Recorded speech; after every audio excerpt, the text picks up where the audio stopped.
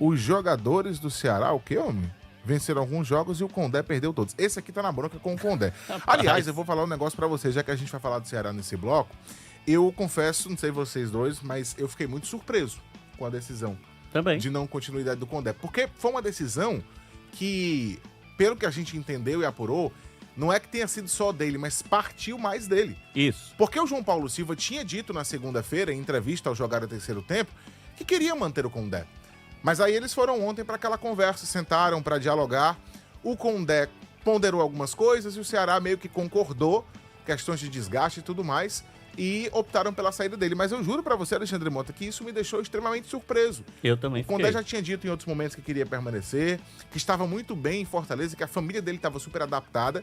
Se o Ceará queria, e ele já tinha dito outras vezes que gostaria de permanecer, eu achava que tinha tudo para dar certa continuidade. Quando nós soubemos da informação e trouxemos às 8 horas de ontem, me deixou extremamente surpreso. Eu realmente não esperava essa saída do Léo Condé. Eu também Mas não. aconteceu, e agora é olhar para frente. Agora é buscar um novo treinador. E eu pergunto para você, o treinador que será que é agora? É no estilo do Condé? É totalmente diferente? Tem nada a ver com o que o Condé fazia?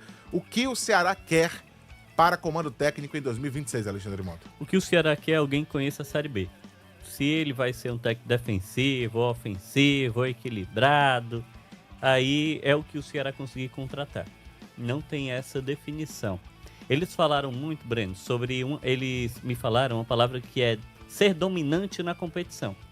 Ou seja, isso não é um indicativo de ser dominante no jogo, Exato. mas eles querem fazer uma competição de dominância. Desde o início, alguém que consiga competir. E brigar por acesso. Eles não querem, eles entendem que precisa voltar para a primeira divisão quanto antes.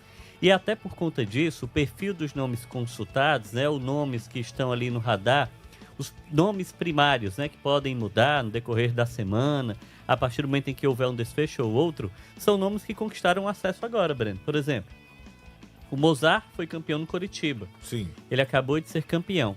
Nesse ano ele subiu o Coritiba. Ano passado ele subiu o Mirassol.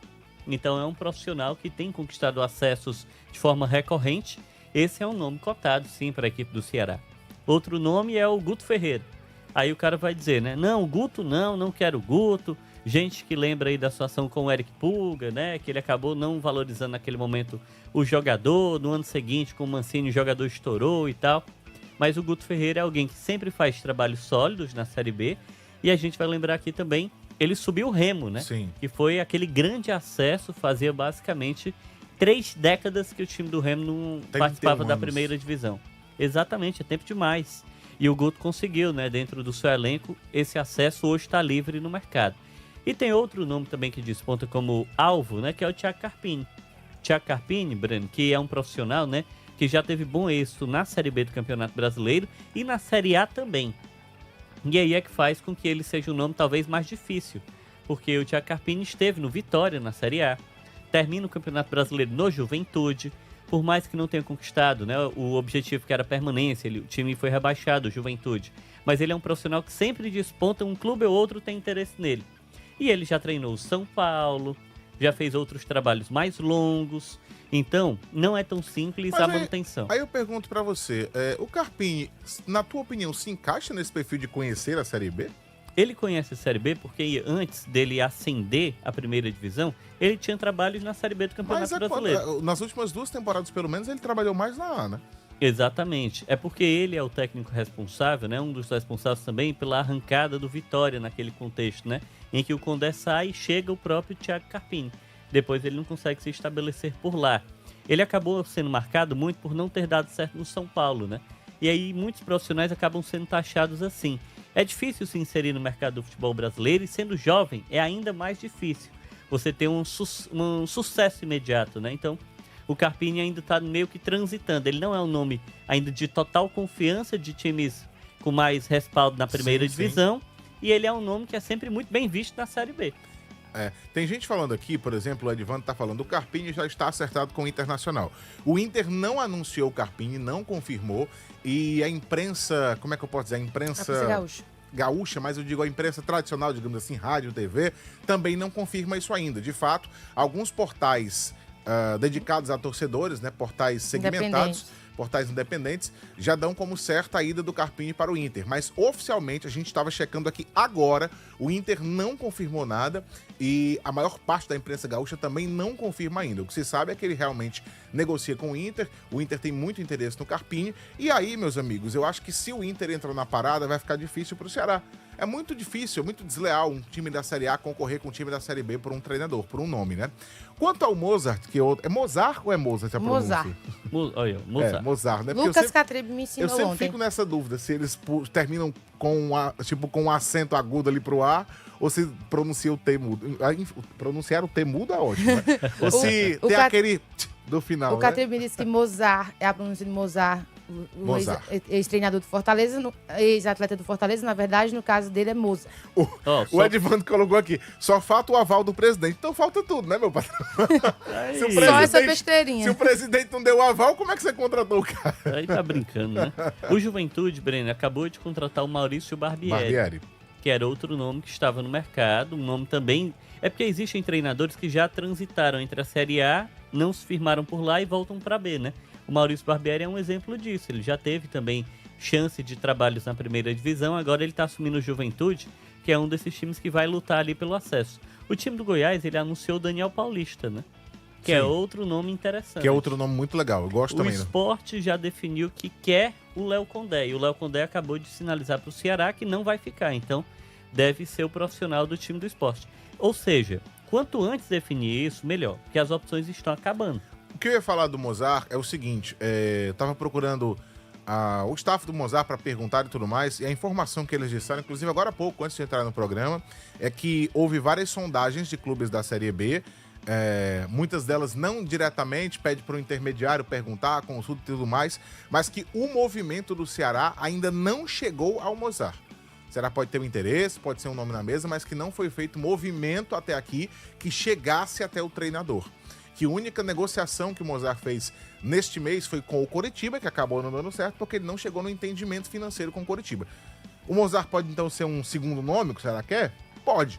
Mas segundo o staff dele, não houve ainda um contato do Ceará diretamente para abrir essa negociação. Mas é muito recente. O Léo Condé saiu ontem à noite, 8 horas da noite. Tem nem 24 horas. Exatamente. Tem nem 24 horas que o Léo Condé deixou o Ceará. E o Guto Ferreira, que é outro nome que o Alexandre citou e que eu acho que naturalmente deve estar na pauta, porque acabou de subir um time também, conhece a Série B como ninguém, conhece o clube demais também. O Guto Ferreira, a informação que me chegou lá da imprensa paraense é que o Remo voltou a negociar com ele. Sim. E o Remo, o Marcos Braz, não é a preferência dele pelo Guto Ferreira, mas como eles não estão conseguindo outro nome, Palermo esteve até na pauta do Grêmio e tudo mais, mas como eles não estão conseguindo outros nomes, o Guto não está mais descartado. Ele pode reatar conversas com o Leão Azul e pode acabar fechando com o Remo. Se o Guto fecha lá e se o Carpini fecha realmente com o Inter, as opções mais óbvias do Ceará, elas diminuem. E aí você vai ter o Mozart e você vai ter que olhar para outros treinadores também. Daniel Paulista era outro que eu gostava muito também, mas já fechou com outro time. Então, o Ceará tem que ser um pouco rápido também nessa negociação. Não pode tomar decisão precipitada, mas também não pode demorar muito, porque é um momento em que todo mundo tá trocando de time. Jogador e treinador, Alexandre. Se você dormir um pouco no ponto, cochilou um pouquinho, o cachimbo cai, viu? E aí, Breno, a grande questão, né, o descenso foi muito ruim para o Ceará, porque de fato o Ceará ele não tinha traçado um plano para jogar a Série B. Ele não imaginava que em nenhum momento isso iria acontecer. O Ceará viveu, a gente alertou, né, falamos aqui, poxa, rodadas finais, olha aí o que está acontecendo, o time não está pontuando. Mas mesmo assim, o Ceará entendia que não, a gente vai garantir a nossa permanência diante do Palmeiras e etc. Então, é uma série de coisas que estavam já alinhadas que deixam de estar, né? Como é o caso da ausência do treinador. O Wagner, né? Ele está até falando aqui que não foi o Condé que não quis, foram os diretores do Ceará que convenceram o João Paulo. Minha fonte é confiável. Não foi isso não. Amigo, assim, a nossa fonte, né? São confiáveis. É a diretoria do Ceará. Eram as pessoas que estavam na mesa, exato, né? Conversando com eles. Então, a gente mantém o que a gente pontuou aqui. De fato, houve aí um declínio do próprio Léo Condé. E o próprio presidente João Paulo externou nessa rádio, né? Aqui no Jogada Terceiro Tempo, que ele queria o Léo Condé. Então, esse é o maior indicativo de que se um lado quer, faltou o outro lado querer também dentro desse alinhamento. Sem dúvida. Mas, de todo modo, o Condé vai encontrar outro clube que ele possa seguir. Acho que ele passou, Breno, fez um trabalho de muito equilíbrio, conquistou alguns feitos importantes. Sempre tratou bem a imprensa também. também. Vou até te falar que eu acho que o Condé não merecia esse rebaixamento não, viu? Pelo que ele já tinha desenvolvido no Ceará, acesso, título cearense, sabe? Fez uma Série A na maior parte do tempo competitiva, equilibrada. Acho que o final foi muito cruel. Eu também acho, pro próprio Condé, e acho que ele sentiu muito isso, porque quando ele trabalhou no time do Vitória, ele era tido ali como um profissional em ascensão. Eu não lembrei disso. Aí ele foi dito, né, pelo presidente do Vitória, não, a gente precisava tirar o Condé porque precisavam de um técnico de Série A. E aí isso rotulou muito o Condé, acho que até de forma injusta. O Condé acabou, infelizmente, né, saindo do Vitória naquela ocasião, ficou livre para o Ceará contratá-lo. Ele sai da Série A para B, sobe o time para A, mas no fim das contas o time cai com ele, né? Então, acho que até para ele sentiu muito. A informação que eu tive na reunião é de que o Condé não estava com uma energia boa naquele dia. Ele estava até nessa reunião que aconteceu ontem, né? Tava cabisbaixo, tava dizendo, não, o ambiente não tá legal e tal, não tô muito satisfeito. Então, realmente, essa é a grande questão. Tem uma pessoa perguntando aqui, que é o Davi, falando o seguinte, Breno. Davi? Davi Silva. A chance de um estrangeiro vir são consideráveis? Assim, a informação que a gente teve, né, junto até a diretoria, a cúpula alvinegra, é de que eles querem alguém que conhece muito a Série B. O cara tem que dominar a Série B. Por quê? Porque esse grupo de trabalho apostou em alguém que conhecia bem a Série B, que foi o próprio Léo Condé, e conseguiu acesso. Então, eles vão seguir a mesma script. Então, eu acho hoje, Breno, a não ser que o Ceará, através de algum empresário, né, alguém cante aqui, poxa, o fulano de tal é um grande técnico que ele quer vir. Aí o Ceará pode ampliar os horizontes. Até um problema do próprio Ceará, a instituição, né? Às vezes ele vai na opção óbvia. Sim. E não busca algo além. Mas é fato que hoje, né, pelo discurso que a gente ouviu, o Breno também apurou isso, parece difícil a ideia de ser um estrangeiro. Eu acho mais difícil, tá? Que o Ceará busca um estrangeiro nesse momento. Lá no Diário do Nordeste, a gente perguntou... rapaz, não tá na tela, como é que o diretor vai colocar, né, Breno Rebouças? Me ajude. Agora sim, vamos lá, diretor. O Diário do Nordeste perguntou, né? Quem deve ser o novo técnico do Ceará? Tem lá algumas opções e a votação tá acontecendo e o Mozart é o favorito dos torcedores alvinegros que participaram da enquete. 33,7% acreditam que o Mozart deve ser o novo técnico do Ceará. O segundo colocado é o Thiago Carpini, que a gente também estava debatendo, com 22,6%. E o terceiro colocado, é incrível como ele segue tendo força. Tira a tarde, só um minutinho, diretor. É incrível como ele segue tendo força com o torcedor alvinegro. É o Lisca. O Lisca é o terceiro colocado com 20,8% da preferência do torcedor. Aí aparece também o Guto Ferreira Já com pensou, 13%. Mano? O Barbieri, que não dá mais, porque o Barbieri já fechou com o Juventude com 5%. E o Carille já treinou na Série B? Acho que não, né? Ele tava no Goiás. Ele tá no Goiás ele terminou agora, né? no Goiás. 4,7% com o Fábio Carille. E aí, Alexandre Mota, o Lisca é incrível, né? Ele sempre vai ter um impacto com o torcedor do Ceará. Obrigado, diretor. Vou ter um busto lá em Porangabuçu. Então é óbvio que há essa relação. Assim, o Lisca, né... Eu acho meio maluco cogitá-lo, né? Ele tá sem trabalhar há quanto tempo, rapaz? Veja olhar aí o último agora, trabalho, porque eu acho que ele tirou um ano sabático. Sabático? Foi? Deixa eu ver aqui. Foi, ele deu entrevista, participou de podcast e tal. O Lisca, o último trabalho dele foi em 2024. Tá tem vendo? Razão, no América Mineiro. Ele tirou o ano sabático, No depois América daquela situação toda do acesso. Eu gostaria de ter essa condição financeira de dizer assim, vou passar um ano sem trabalhar. Porque Quero descansar. Foi Se fizer aquele isso, jogo. o boleto fica lá. Foi aquele jogo, Breno, que o time do Ceará perdeu pro América. O time do Ceará ganhou do América no Castelão e o Lisca foi ovacionado pelo estádio. Aí depois disso ele não trabalhou mais em canto nenhum. O América também não permaneceu com ele ficou livre. E aí ele não foi... Ninguém contratou, ele ficou parado, ficou estudando e tal. Então ele tá parado há um ano, né? Acho que seria realmente um movimento bem diferente. Primeiro que o profissional tá parado. Segundo porque o profissional... ele tem como característica, né, Breno, não assumir trabalhos desde o início.